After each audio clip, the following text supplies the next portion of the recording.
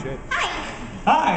Oh, wow, you have a voice. Hi. Oh, you were the one in my autograph signing exam. Yeah. You have the most adorable voice. Hi. Hi. You just say hi, J. Michael Tatum in that voice. Hi, J. Michael Tatum. Hi, Michael.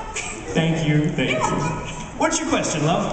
I had a request, but now I can't finish request.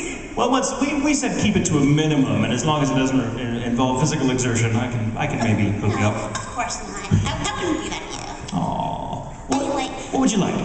they're all Oranhai related. I'm familiar with that show. Request number one is, of course, could you please do the whole, your favorite Kyoya line? What a way to start a panel. My favorite Kyoya line is, well, you can always pay me with your body. Everything after that is going to be a letdown, but... Okay, next. And my request for number two, oh God, what was it? Oh God, what was it? Oh right. No pressure or anything. The other one was a love confession from Kyoya to Haruhu. A love confession from Kyoya to Haruhi? Haruhi's like, hey!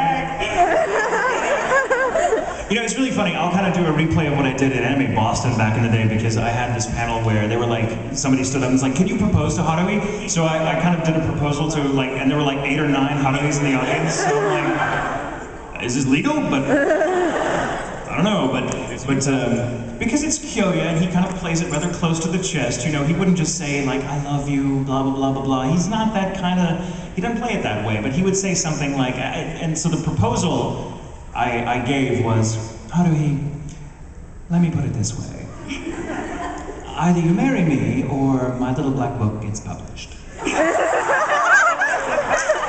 I suddenly had 8 wives. And my last request, and I'll be done for the day, is I saw a video on YouTube with your panel, and someone asked you to do this request, and you did. So I'm going to ask you again for everyone here. Oh dear. For at the end of your sentence, could you please say Oh.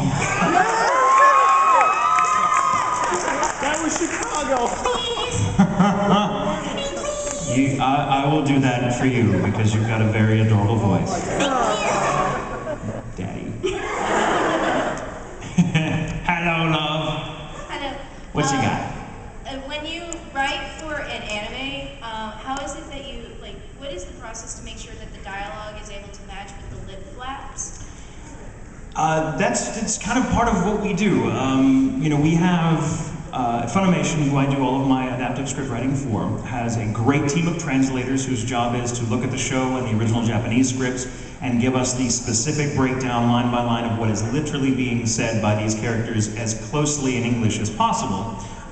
What can't be translated, like puns and things of that nature that don't carry over, they make copious notes of for you as a writer, so you know this is a joke, this is a reference to some cultural thing in Japanese that there's no English equivalent for, so we know that. So once all that is taken care of, we then have to sort of, you know, our job as adaptive writers is to try to make it sound as natural as possible in English, you know, not try to, which doesn't mean necessarily straying from the translation in substance, but straying from it in terms of, you know, maybe the order of the words is different, maybe we word it differently, you know, just to make it sound like, well, this needs to sound like something we could say and it will come across as a natural, organic line.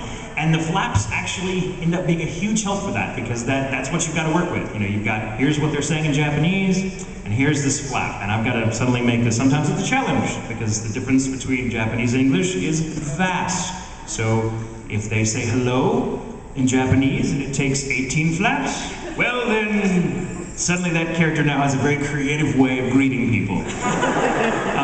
But actually the flaps are a great guideline, and being a voice actor and having directed dubs as well helps a lot, because we all, you know, we're very flap oriented. So that's kind of, it's kind of a skill set you learn as you do it, and it gets easier as you go. So takes a lot of looking and rewatching and rewatching and rewatching until you're like, I don't even know what this means anymore, but it fits.